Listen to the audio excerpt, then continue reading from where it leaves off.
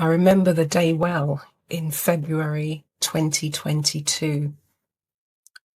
I was just about to start running, legging it, as we'd say, up the escalator because my train was going to be departing soon. And suddenly I just felt completely overwhelmed, just so weird. So I stepped out of the left lane, which for those of you who travel in London, it's the fast lane. So you stand on the right. And I stood to the side and just held on to the rubber railing as the escalator travelled up at London Euston. And it was so weird. So I had this feeling of being covered by what I called the swarm. It was like a swarm of bees from head to toe, just kind of invading the body. And then it felt as though I was wearing a lead spacesuit.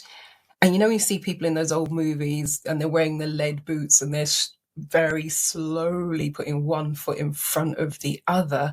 That's what it felt like as I stepped off the escalator and was walking towards the first of the exits to then go up the second set of escalators. But it literally was, I was like, whoa, completely disorientated. And it felt like I was wearing big lead space boots. And because I felt so bad and so out of it and so disorientated, I wasn't even sure I would make it home. So I'd sort of said to myself, if there's no seat on the train, I will just wait for the next train.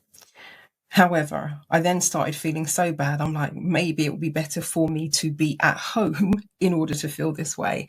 So I get to the train, I walk the length of the carriage. There's no seats, there's no seats, there's no seats. And so I did something I've never done. And I've been traveling on the underground since I was a teenager and traveling on and traveling on trains, of course, for several decades. I don't sit on the floor. Because I've seen, people in and out with their dirty shoes day in, day out, hundreds, thousands of people going through those carriages every day. But I knew that if I stood up, I just would collapse. And then, of course, it's drama for everyone on the train if they have to stop the train and get a guard. And I was like, oh, no. So I sat on the floor of the train and just put my head between my knees and did a bit of hypnosis and huna and said, we're going to be fine. We can contain this and then do whatever we need to do when we get home. But it was such a weird, surreal experience. And that was the first time I was really conscious of the whole process in a big way. And then, well, some of you know the story of how things then cascaded from there. We would love to have you join us live online. That means it's global. You can be anywhere in the world. And if you can't make it live, you can take the workshop via the on-demand video webinar replay recording. So for further information about this one, it's www.bit.ly/C19-VAX, which is VAX-spiritual-detox. And I also said I would share with you the remote experiment just to save you having to go and hunt around through it.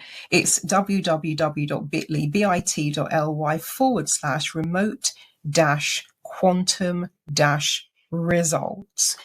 And you'll find the information about this live video webinar workshop and how to access the replay in my e-newsletter. And if you're not on my e-newsletter list, then you can head over to my main website, transformationstm.com. That's TRANCE, F for Freddy, so FORMATIONS, dm.com, and you will find a link top left where you can join my e-newsletter. And as I said, I'm teaming up with Kate, and her website is katesterling.com. So we look forward to working with you and slaying this particular Borg-like, alien-like nanobot, whatever the heck it is. Join us.